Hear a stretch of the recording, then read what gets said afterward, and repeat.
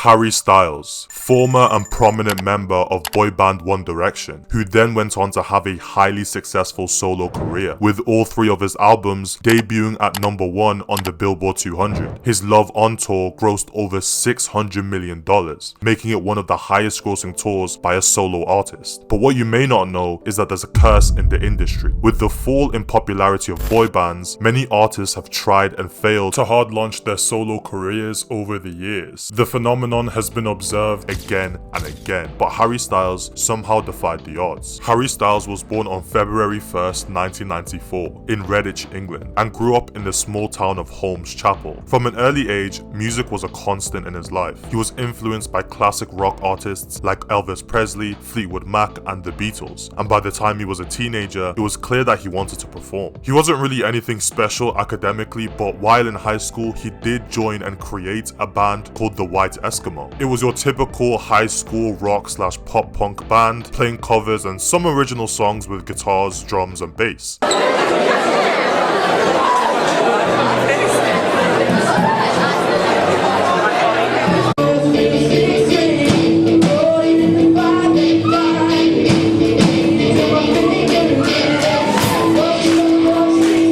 Quite interestingly, Harry didn't originally actually want to be a singer. He preferred to play the bass, but one of his bandmates encouraged him to take the lead vocals. This single decision would change the trajectory of his career. At the age of 16, Harry auditioned for the X Factor in 2010, initially as a solo contestant. Isn't she lovely? Isn't she wonderful? Isn't she precious? Less than 1 minute old, and I never thought through love we'd be. While he didn't make it through on his own, the judges saw potential and grouped him with 4 other contestants: Niall Horan, Liam Payne, Louis Tomlinson, and Zayn Malik, forming what would later become One Direction. Although they would end up only finishing 3rd on the show, One Direction signed a record deal almost immediately and went on to become one of the biggest boy bands in history, selling millions of records and dominating pop culture throughout the early 2010s. Really quickly, if you are enjoying the video and you wouldn't mind subscribing, that would mean a lot to me and the channel. I try to upload documentary videos like this every single week, so if that's something you'd be interested in, again, go down there and subscribe. And if we're being honest, throughout the whole One Direction era, which was a little bit before my time, so take this with a grain of salt, but from what I understand, Harry was the one with the most ratings. People thought out of the group, he was like the standout sort of character. The fashion sense, the mannerisms when they weren't performing. It was that kind of thing that instantly made him a fan favorite. One Direction's debut single, What Makes You Beautiful, was an international success, reaching #1 on the UK singles chart and being performed by the band at the 2012 Summer Olympics closing ceremony.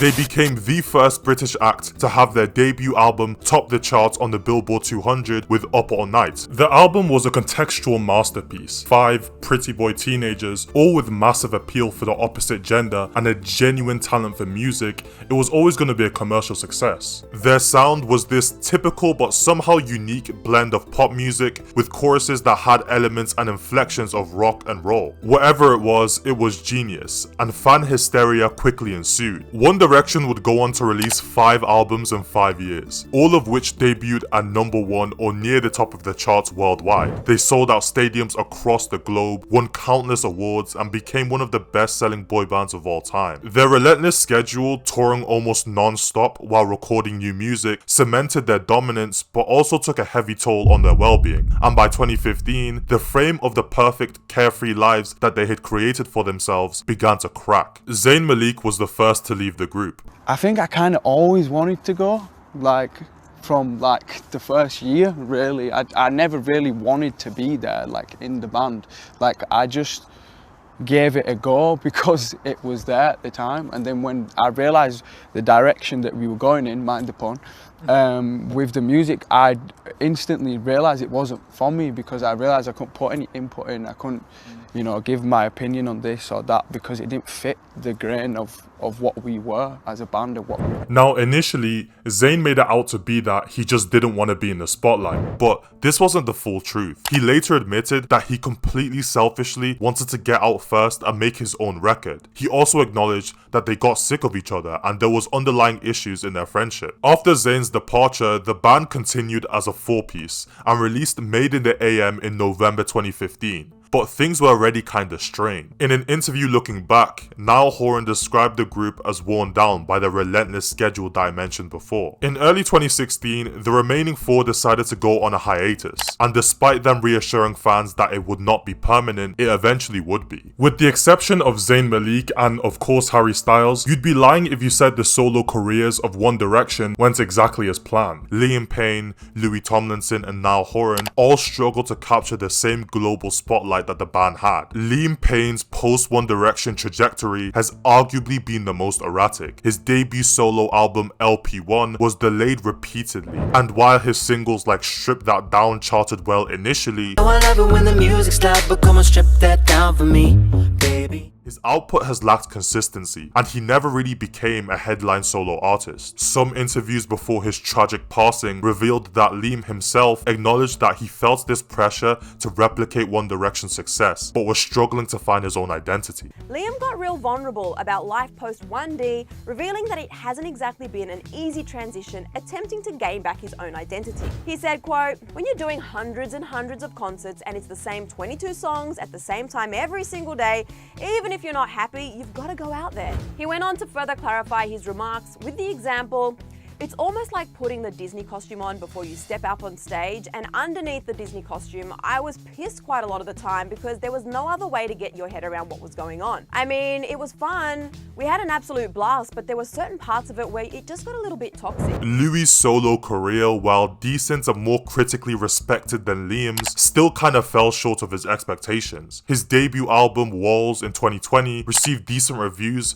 but only moderate chart performance outside of the UK. Niall arguably had the most consistent middle ground success, so to speak. His albums Flicker and Heartbreak Weather did reasonably well in the charts and streaming, but in my opinion, he was never able to fully escape the shadow of One Direction. And please, don't get it confused. They are all massively successful by most metrics, all 5 members, but they're just not as successful as you might have expected. After One Direction went on a hiatus in 2016, Harry Styles signed with Columbia Records and released his first solo single, Sign of the Times, in April 2017. We never learned we've been here before. Why are we always stuck in running? Followed by his self-titled debut album a month later. It went straight to #1 on both the UK and US album charts and set the tone for his solo career. I feel like the reason Harry's transition was more successful was solely down to the fact he was able to establish his own identity. And an inability to do so is known as the boyband curse, a phenomenon where former boyband members struggle to build and sustain solo careers. For example, Nick Lachey from 98 Degrees or Joey McIntyre of New Kids on the Block, just to name a few. And while those examples released solo work that did gain attention initially, it quickly faded due to either lack of identity or sometimes it was just down to poor marketing campaigns, but still. Harry Styles deliberately distanced himself musically from One Direction. While the band's sound was pop-centric and teen-focused, Harry's debut solo album leaned into classic rock and just showed this more mature side of him. He cited David Bowie, Fleetwood Mac and Queen as his inspirations for his solo work. His solo sound was nothing like One Direction, and that was the whole point. By releasing Sign of the Times, a nearly 6-minute track bordering on the classic genre, he immediately signaled that his music was more mature and serious than whatever he was making with One Direction. His second album, Fine Line, elevated him even further. Its first week sales was the biggest for any British male solo artist since 1991. And his single, Watermelon Sugar, became his first #1 on the US Billboard Hot 100. I don't know if I could ever go without. And it also earned him a Grammy. To everyone who made this record with me, thank you so much.